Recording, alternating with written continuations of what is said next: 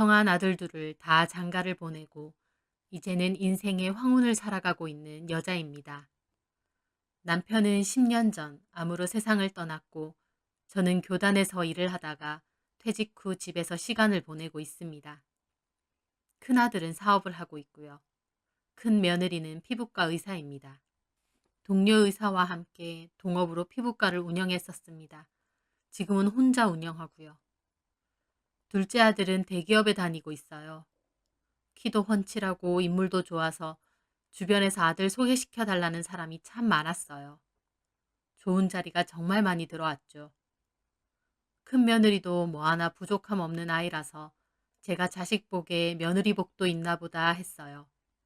그래서 당연히 둘째 며느리도 기대를 좀 했어요. 주변에서 들어오는 선자리도 정말 좋은 자리들이었거든요. 하나같이 예쁘고 직업도 좋고 부모님 자리도 괜찮은 교수들이었습니다. 그런데 제가 하루는 정말 괜찮은 자리가 있어서 선을 좀 보라고 시간 좀 내라고 하니 저희 둘째 아들은 실은 오래전부터 만나던 친구가 있었다고 자기는 그 친구와 결혼을 하고 싶다고 하더군요. 그 전까진 제가 선 얘기를 꺼내면 그냥 다음에요 하고 말았거든요.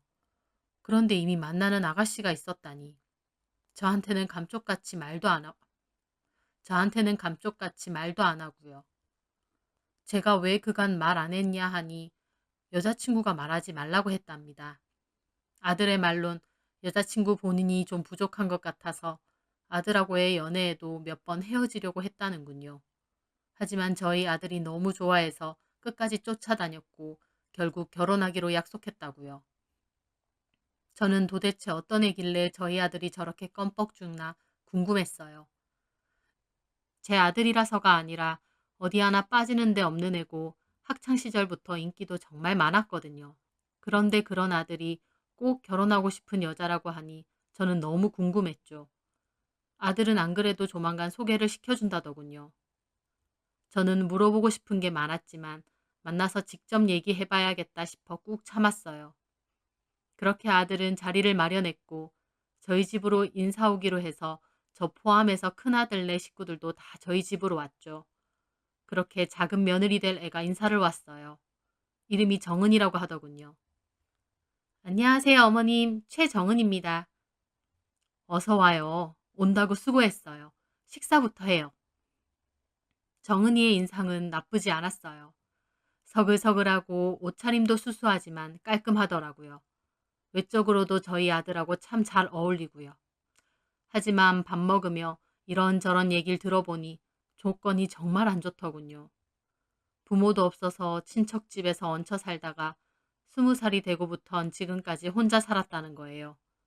대학도 2년제 대학을 나왔는데 그마저도 중간에 등록금 때문에 휴학을 자꾸 하느라 재작년에서야 겨우 졸업을 해서 일을 한 지는 2년밖에 안 되었다고 했습니다. 회사도 처음 들어보는 작은 회사더군요. 정은이는 자신의 조건이나 상황을 아주 솔직하게 얘기했습니다. 부끄러울 게 없이 열심히 살았으니 더 그랬겠죠. 하지만 저는 솔직히 말해 그 애가 마음에 안 들었어요. 저희 아들에 비해 너무 빠진다는 생각이 들었거든요. 비교하긴 그렇지만 큰 며느리만 해도 잘 나가는 피부과 원장인데 정은이는 부모도 없는 데다 이름도 없는 작은 회사에서 일하고 가진 것도 하나도 없었으니까요.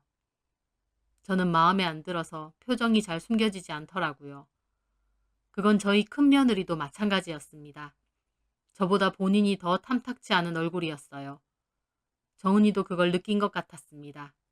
우리가 자기를 탐탁치 않아 한다는 걸요. 그렇게 정은이가 돌아가고 큰 며느리가 저에게 와서 얘기하더군요. 어머님, 도련님 대체 왜 그러는 거예요? 뭐가? 아니, 좀 심하잖아요. 무슨 저런 여자랑 결혼을 하겠다는 거예요? 도저히 괜찮은 구석이라고는 없잖아요.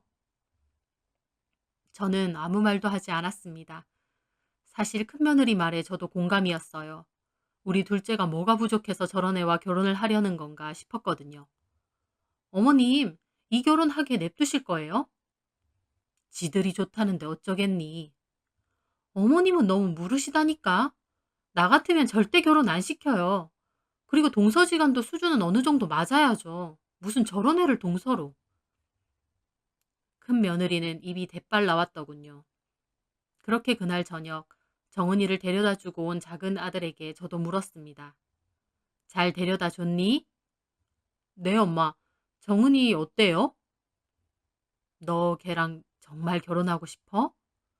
당연하죠.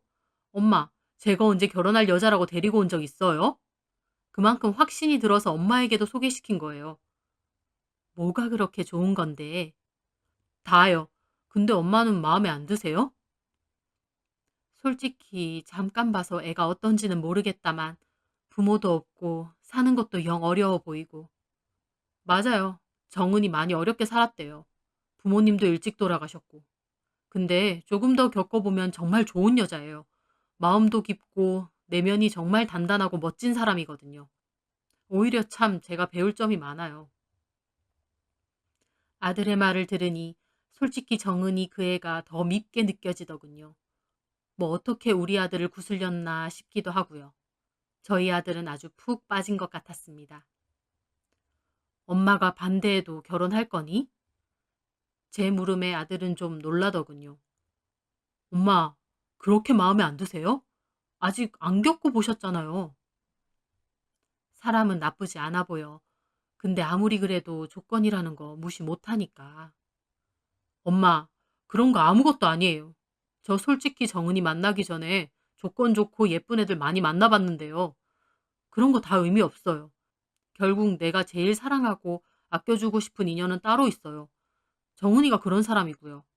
정은이 보여지는 조건은 별로라도 정말 좋은 여자예요. 그러니까 좋게 좀 봐주세요. 엄마도 지내다 보면 알게 될 거예요. 아들은 저를 열심히 설득했습니다. 저는 아들이 이렇게까지 좋아하니 마음에 안 들고 내키지도 않았지만 결국 결혼을 허락했어요. 하지만 결혼을 시키고 정은이가 둘째 며느리가 됐어도 저는 여전히 정은이가 썩 좋지는 않았습니다. 그렇다고 애를 못 살게 굴거나 소위 말하는 시어머니 짓을 한 건 절대 아니에요.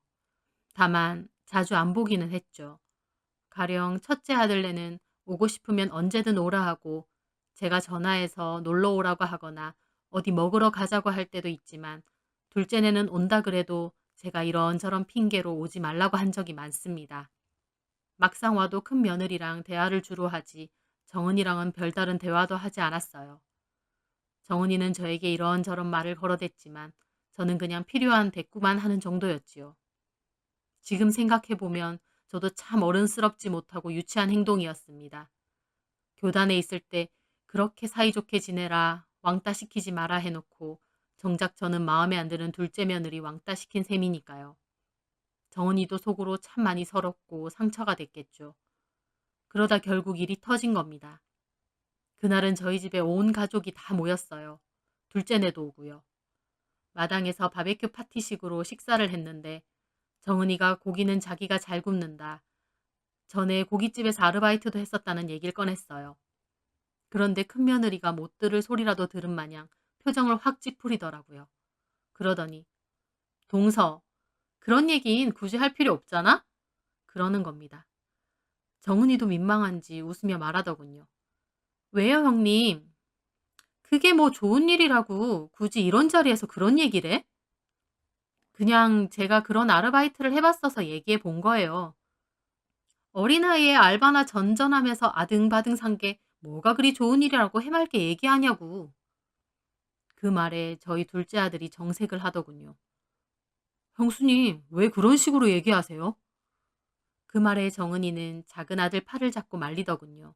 그러면서 하는 소리가 형님, 좋은 일까진 아니지만 말 못할 것도 아닌 것 같아요. 나름 그런 것도 다 사회 경험이잖아요. 그 말에 큰 며느리는 비웃더라고요. 동서, 그런 게 무슨 사회 경험이야? 사회 경험은 유학 가고 여행 가고 강연을 듣던가 전시회를 가던가 그런 게 사회 경험이지. 고작 고깃집에서 고기나 굽고 사람들 시중이나 드는 걸 사회 경험이라고 해? 그런 건 진짜 없이 사는 사람들이나 하는 소리지. 그 말에 둘째 아들이 발끈하려길래 제가 황급히 화제를 돌렸습니다. 그만해라. 식사 자리에서 왜 그래? 그만해. 그렇게 마무리가 되었다고 생각했습니다. 그런데 과일을 가지러 온다며 들어간 며느리들이 안 나오는 거예요. 왜 그러지 싶어 저도 집 안으로 들어갔는데 주방 쪽에서 두 며느리가 다투는 소리가 들리는 겁니다. 저는 주방에 들어가지 않고 밖에서 둘이 싸우는 소리를 들었죠. 동서 자격지심 있어? 별말도 아닌 것 같고 왜 그렇게 발끈해?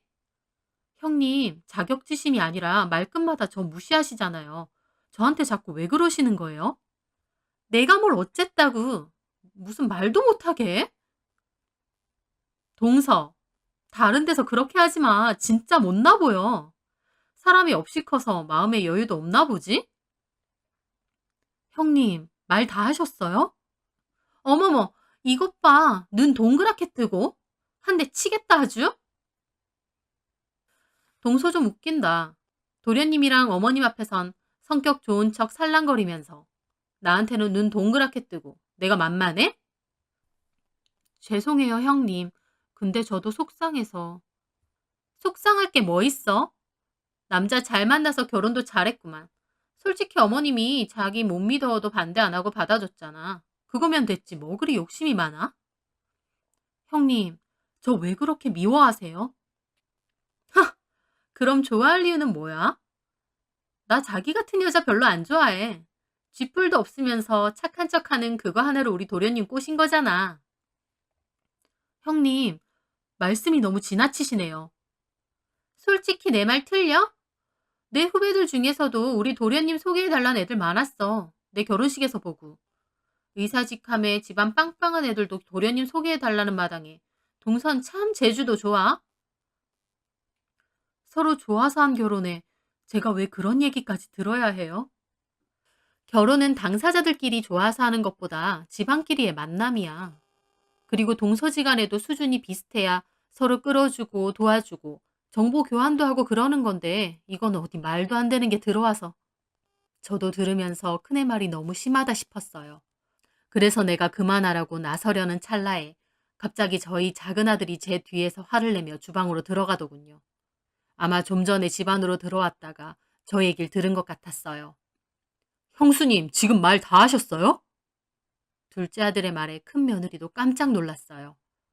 형수님, 저 형수님 참 좋아했는데 오늘 보니 이 정도밖에 안 되는 분이셨어요? 저희가 좋아서 한 결혼이고 이 사람 저한테 과분한 사람이에요. 뒤에서 형수님한테 그런 소리 들을 이유 없습니다. 내가 형님인데 이 정도 말도 못해요? 네, 하지 마세요. 나이가 많다고 아랫사람한테 함부로 상처 줄 권리 없습니다. 둘째 아들은 그러더니 주방 밖에 서 있던 저한테도 얘기하더군요. 엄마, 거기서 다 들으셔놓고 어떻게 가만히 있으실 수 있어요? 그 말에 며느리들도 저를 보더군요. 저는 순간 민망하기도 하고 아들이 뭐라고 하니까 화가 나기도 하고. 둘이 갑자기 싸우는데 나더러 어쩌란 말이니? 싸운 게 아니라 일방적으로 형수님이 정은이 보고 뭐라고 하는 거잖아요. 엄마가 그러지 말라고 하셨어야죠. 둘째 아들의 말에 정은이도 아들을 말리더라고요. 그런데 저는 그 모습도 싫었습니다. 그래서 저도 뭐라고 했죠. 너 나한테 이렇게 따지는 거니? 잘못된 건 잘못된 거니까요. 내가 뭘 잘못했는데? 며느리기들은 안 오길래 들어왔다가 둘이 다투고 있길래 함부로 끼어들기 뭐해서 있었던 거야. 형수님이 말을 심하게 하셨잖아요. 왜 그러지 말라고 안 하세요? 저런 말 이 사람한테는 얼마나 상처겠어요. 저도 그 말에 흥분해서 화를 냈습니다. 네 와이프는 상처받을까봐 안절부절하고 엄마한테는 이렇게 큰 소리 내고 막대해도 돼? 정은이는 다급하게 둘째 아들을 말리더군요. 그만해요. 죄송합니다, 어머님. 하지만 저는 기분이 너무 상했고 아들도 아무 말도 안 하더군요. 그런데 언제 온 건지 큰아들까지 들어와서 소리를 지르는 겁니다. 다시. 야! 너 네 와이프 역선 둔다고 엄마한테 대드는 거냐? 이게 무슨 버르장머리야? 형수님이 뭐라고 했는지는 알아? 뭐라고 했든 이 사람이 틀린 말 했겠어? 형! 두 아들까지 싸우려고 드는 겁니다. 저는 깜짝 놀라 둘을 말렸어요. 됐어. 그만해. 엄마 앞에서 뭐 하는 짓이니? 박성현, 너 정은이 데리고 나가라. 성현이는 저희 둘째 아들 이름입니다. 둘째네 보고 가라고 하니 둘째네도 몹시 서운한 얼굴이더군요. 그러더니 둘째 아들이 그러는 거예요. 엄마한테 정말 실망이에요. 뭐? 실망? 너 진짜? 둘째 아들은 옷을 챙기더니 말하더군요. 당분간은 못 올 것 같네요. 오지 마! 당분간이 아니라 아예 오지 마! 둘째 아들은 정은이의 팔을 잡고 그렇게 나가버렸습니다. 너무 속상하더라고요. 큰 며느리가 일방적으로 정은이를 무시하는 걸 알면서도 가만히 있었던 게 미안하기도 하면서 한편으론 그 착한 아들이 저러는 게 괘씸하기도 하더라고요. 그렇게 그 후론 따로 연락도 없고 왕래도 없이 지냈습니다. 저도 아들의 행동에 괘씸해 연락할 생각 없었고 내가 안 한다고 아예 연락 없는 둘째네도 밉더라고요. 그렇게 지내던 중 하루는 큰애가 저희 집에 온 거예요. 드릴 말씀이 있다면서요. 큰애가 하는 사업에 돈 문제가 좀 생겼다며 좀 도와줄 수 있냐고 하더라고요. 그런데 제가 돈이 별로 없었어요. 왜냐하면 저번에도 큰 며느리가 같이 동업하는 의사랑 마찰이 생겨서 이제 같이 못하겠다고 자기 병원을 개원하고 싶다고 하더라고요. 말이 동업이지 동업자 건물에다가 동업자 지분이 훨씬 많아서 자기는 거의 페이닥터 개념이기도 했는데 이제는 자기 병원 차리고 싶다고요. 이왕 하는 거 비싼 동네에다 제대로 하고 싶다고 도와달라 그래서 그때 들고 있던 아파트하고 제 소유의 땅을 처분해서 도와준 적이 있었어요. 하지만 그 후로 병원 영업이 잘 안 되는지 적자라는 소리는 들었는데 부담스러울까봐 따로 돈 얘기는 하지 않았죠. 그런데 이번엔 아들이 도와달라는 거였어요. 제가 저번에 다 처분해서 지금은 이 집 하나밖에 없는 거 알지 않냐고 했는데 아들이 하도 힘들어 하길래 결국 저는 고민 끝에 작은 아파트로 옮기기로 하고 원래 살던 집은 내놓기로 했습니다. 아들이 지금 하는 사업이 무너지면 진짜 다 넘어간다고 죽을 것 같다고 했거든요. 저는 혼자 사니까 작은 데 살아도 돼서 그렇게 급하게 집을 옮기게 되었죠. 그런데 제가 그렇게 가지고 있는 걸 털어서 해줬는데 그 즈음부터 큰아들 내외의 발길이 점점 없어지는 겁니다. 이해는 했어요. 아들도 사업 때문에 바쁘고 며느리도 생각보다 병원이 잘 안 돼서 힘든 거겠죠. 하지만 공교롭게 그 즈음부터 오는 일이 아주 뜸해지더라고요. 그전에는 말 안 해도 주말이면 손주들을 데리고 오더니 이제는 한 주, 두 주 미뤄지더니 나중엔 연락도 잘 안 하는 거예요. 말은 안 꺼냈지만 정말 섭섭하더라고요. 그 와중에 저는 집 밖에 나갔다가 자전거에 치이는 작은 사고를 당해 다리를 다치기까지 했어요. 병원에서 치료를 받고 집으로 왔는데 병원에선 괜찮다 하는데도 저는 걷는 게 영 불편하더라고요. 원래 살던 집을 처분해서 작은 집으로 옮기게 된 데다 다리까지 다친 채로 불편하게 집에만 있으려고 하니 별의별 생각이 다 들었습니다. 제가 다쳤다고 연락을 했을 때도 병원은 왔지만 그 후론 연락도 잘 없는 거예요. 큰애네도 사정이 있으니까 싶으면서도 한편으론 나한테 이제 돈 나올 구석이 없으니 더 이상 잘 보일 필요 없다고 저러나 싶기도 했어요. 그때 제 마음은 정말 서글펐습니다. 나이가 들어도 자식들한테 기대고 싶지 않았는데 막상 제 처지가 순식간에 그렇게 되니 별게 다 섭섭하고 서운하고 많은 생각이 들더군요. 몸이 아프니까 더 그랬던 것 같아요. 그런데 그렇게 지낸 지 얼마 지나지 않아 누가 집을 찾아온 거예요.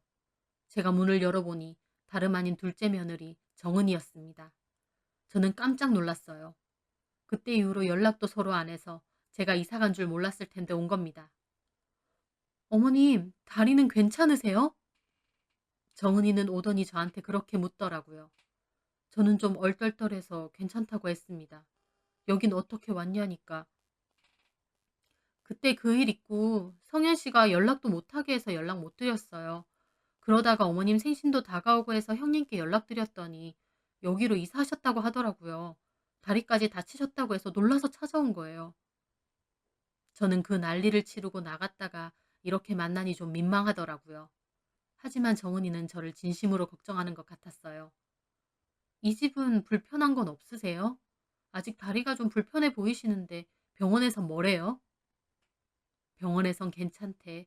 뼈도 문제 없고. 근데 이상하게 걸을 때마다 좀 찌릿찌릿하고 불편해. 그러면 저랑 다른 병원에 가보세요. 병원도 은근히 천차만별이라 잘하는 곳 가야 증상을 제대로 파악하더라고요. 제가 잘하는 곳으로 한번 알아볼게요. 저는 말없이 고개를 끄덕였습니다. 시장하진 않으세요? 괜찮아. 밥 먹었어. 제가 반찬 몇 가지 해왔거든요. 어머님 입맛에 맞으실지 모르겠어요. 정은이는 들고 온 반찬도 냉장고에 다 정리를 했어요. 제가 다리가 불편하고 기분이 우울한 탓에 집 정리도 잘 안 했는데 저더러 쉬라고 하더니 본인이 정리도 다 하더라고요. 제가 됐다고 하는데도 금방금방 본인이 냉장고 안이며 주방이며 정리를 싹 해놓더군요. 그러고선 저한테 괜찮으면 자기 집에서 지내자는 거예요. 다리가 다 나을 때까지요. 저는 굳고 됐다고 했습니다. 얘가 갑자기 찾아와 왜 이러나 싶기도 하고요. 얘가 갑자기 찾아와 왜 이러나 싶기도 했고요. 하지만 둘째 며느리는 그날 하루만 그렇게 온 게 아니었습니다. 코로나 때문에 재택근무를 하고 있어서 시간이 괜찮다면서 틈만 나면 저희 집을 오는 거예요. 빵을 사올 때도 있고 저랑 마시자며 커피를 사오기도 했어요. 저를 데리고 나가서 근처 맛집에 가기도 했고요. 병원도 알아와서 저를 데리고 가더라고요. 처음에는 얘가 왜 이러나 싶었지만 그렇게 하루가 멀다 하고 오니 저도 은근히 정은이가 기다려지는 거예요. 오면 이런저런 얘기로 수다도 떨고 같이 산책도 가고 하니까 어느 순간 재밌기도 하고 좋더라고요. 제가 아들만 있고 딸은 없는데 딸이 있다면 이런 기분인가 싶기도 하고요. 하지만 정은이가 저한테 잘해줄수록 한편으로 미안한 마음도 커졌습니다. 정은이를 마음에 안 들어 한 것도 그렇게 티를 내고 큰 며느리가 정은이에게 함부로 대했을 때 어른으로서 혼내지도 않고 그저 지켜보기만 했잖아요. 서로 그때 일에 대해 말은 안 했지만 저는 내심 정은이도 마음속으론 많이 섭섭하겠지 신경이 쓰였습니다. 하지만 겉으로는 참 밝고 싹싹하게 저를 대해주더군요. 그리고 정은이가 말한 병원에 다니고 치료를 받으면서 제 다리 상태도 많이 좋아졌습니다. 이제 걷는 것도 전처럼 그렇게 불편하지 않더라고요. 하루는 정은이가 다리도 이제 많이 좋아졌으니 같이 가까운 데에 여행을 가자고 해서 주말에 따라 나서기도 했어요. 차에 타서 정은이와 아들이 하는 대화를 들어보니 왜 우리 아들이 정은이를 그렇게 좋아했는지 알겠더라고요. 아들한테 말 한마디 한마디가 참 다정스럽고 귀엽더라고요. 저한테도 참 살가운데 그게 저한테 막 잘 보이려고 하는 가식이 아니라 진심으로 저를 위해주는 게 느껴지는 거예요. 그렇게 바다 구경도 하고 근처 리조트에서 하루 자기로 했습니다. 그날 저녁 잠을 자다가 목이 말라서 깼는데 문을 열려고 보니 주방 쪽에서 아들하고 정은이하고 맥주를 마시며 얘기를 하고 있더라고요. 괜히 분위기 깰까봐 그냥 자야겠다 하는데 제 얘기를 하는 것 같아서 저도 가만히 듣고 있었습니다. 섭섭한 거 많았을 텐데 우리 엄마 잘 챙겨줘서 정말 고마워. 고맙긴 나야말로 고마워. 뭐가? 자기 알잖아. 우리 엄마 나 초등학교 때 돌아가신 거. 아빠는 더 어렸을 때 돌아가셔서 기억도 안 나지만 엄마는 기억나. 우리 엄마가 나를 얼마나 예뻐했는지 내 새끼 그러면서 나만 보면 껴안고 뽀뽀하고 잘 때도 맨날 나 껴안고 잤다? 엄마 냄새 맡으면서 잠들면 그게 그렇게 포근하고 좋은 거야. 우리 집 가난하고 엄마도 맨날 일하느라 바빴지만 나 외롭거나 힘들지 않았어.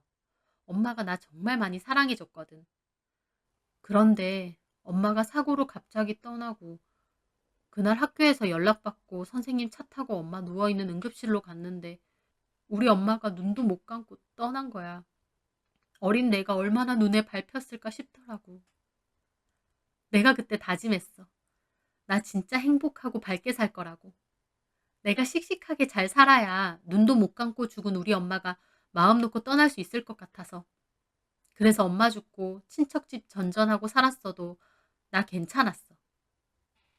자기 진짜 고생 많았겠다. 그런데 자기처럼 좋은 남자 만났잖아. 솔직히 자기가 너무 괜찮아서 오히려 겁났어. 내가 헤어지자고도 몇 번 했잖아. 내가 어머님이라도 나 맘에 안 들어. 뭐 하나 괜찮은 구석 없잖아. 그래도 어머님이 설령 나 마음에 안 드셔도 나한테 싫은 소리 하거나 그런 적은 없으셔. 그렇긴 해도 그때 형수랑 그랬을 때 괜찮아. 나 아무렇지도 않아. 자기가 내 편 돼줬잖아. 그리고 나 어머님 좋아. 그날 처음 자기 집에 인사 갔던 날 어머님을 봤는데 이상하게 우리 엄마가 생각나는 거야. 얼굴이 닮은 것도 아닌데 참 이상하게. 우리 엄마가 꼭 돌아온 것 같은 기분이었어. 그래서 어머님이 나 별로 마음에 안 들어 하셔도 나 하나도 안 섭섭했어. 오히려 잘하고 싶고 자주 보고 싶은데 어머님이 틈을 안 주시는 게 섭섭했지. 근데 이제는 어머님 자주 뵙고 이렇게 같이 다니고 하니까 너무 좋아. 꼭 엄마랑 다니는 것처럼. 내가 그때 어려서 엄마한테 아무것도 해줄 수 없었잖아. 근데 이젠 아니잖아. 우리 엄마라고 생각하고 잘해드리고 살고 싶어. 저는 방문 뒤에서 그 얘기를 듣고 소리 없이 눈물을 흘렸습니다. 정말 너무 미안하더라고요. 그까짓 조건이 뭐라고 제가 그랬는지. 미안하고 또 미안했습니다. 제가 해준 것도 없는데 저를 엄마처럼 생각한다는 정은이의 말이 가슴에 박히더라고요. 그렇게 여행에서 돌아온 저는 며칠 뒤 정은이에게 저녁에 놀러 오라고 했습니다. 정은이는 알겠다고 하더군요. 저는 정은이가 잡채를 좋아한다는 걸 알아서 잡채도 하고 갈비찜도 해놨습니다. 그렇게 저녁에 정은이가 오길래 앉으라고 하고 제가 밥을 차려줬어요. 정은이가 자기가 한다고 하는데 제가 아무것도 하지 말고 가만 앉아 있으라고 했죠. 정은이는 그게 불편한지 안절부절 못하더군요. 하지만 제가 그랬습니다. 친정은 아니지만 친정이라고 생각하고 가만 앉아 있어. 원래 딸은 그렇게 하는 거야. 제 말에 정은이는 생각이 많아지는지 아무 말 없이 앉아 있더군요. 그렇게 밥을 차려서 함께 먹었습니다. 그리고 제가 얘기했죠. 정은아, 나 사실 리조트에서 너랑 성현이랑 하는 얘기 들었다. 어머님 안 주무셨어요? 자다가 깼거든. 네 얘기 듣고 나도 참 미안하더라고. 아니에요. 어머님이 뭐가 미안하세요? 네 말대로 나 솔직히 너 마음에 안 들었어. 욕심으론 좀 더 좋은 조건의 며느리를 보고 싶었거든. 당연하죠, 어머님. 근데 겪어보니 성현이 말이 다 맞아. 조건 그런 거 아무것도 중요한 거 아니라고. 너 겪어보면 좋은 사람이라는 걸 알게 될 거라고 그랬거든. 성현 씨가 그렇게 얘기했어요? 너도 속상하고 섭섭했을 텐데 나한테 먼저 다가와주고 이렇게 지극정성으로 대해줘서 고마워. 아니에요, 어머님. 저도 어머님이랑 시간 보내는 거 재밌어서 그런 건데요, 뭐. 저는 그 말에 정은이의 손을 잡았습니다. 오늘 괜찮으면 우리 집에서 자고 갈래? 제 말에 정은이도 좋다면서 고개를 끄덕이더라고요. 정은이와 저는 밤에 맥주도 한잔 했습니다. 정은이가 요즘 유명한 영화라고 영화도 틀어줘서 같이 보기도 하고요. 그러고 제가 한 이불에서 같이 자자고 했어요. 정은이는 좀 어리둥절해 하더라고요. 저도 쑥스럽지만 정은이를 꼭 안아줬습니다. 내가 엄마는 아니지만 엄마처럼 너 꼭 안아주고 싶어서. 이렇게 밝고 예쁘게 잘 자라줘서 고마워. 정은이는 제 말에 울음을 터뜨리더라고요. 엄마가 꼭 껴안아주는 게 좋았다는 말에 저도 그렇게 해주고 싶었거든요. 그렇게 정은이도 울고 저도 울었습니다. 그 후에도 정은이는 자주 놀러와서 저랑 데이트를 하곤 합니다. 그리고 얼마 전 정은이가 아이를 임신했다고 해서 너무 기쁘더라고요. 정은이가 아이 태어나면 어머님이 많이 봐달라고 하길래 걱정 말라고 했습니다. 참 마음에 안 드는 며느리라고 생각했는데 알고 보니 참 고마운 복덩어리더군요. 아들이 좋은 여자와 결혼을 잘한 것 같습니다. 앞으로도 지금처럼 이렇게 행복하게 잘 지내고 싶네요. 제 사연 들어주셔서 감사합니다.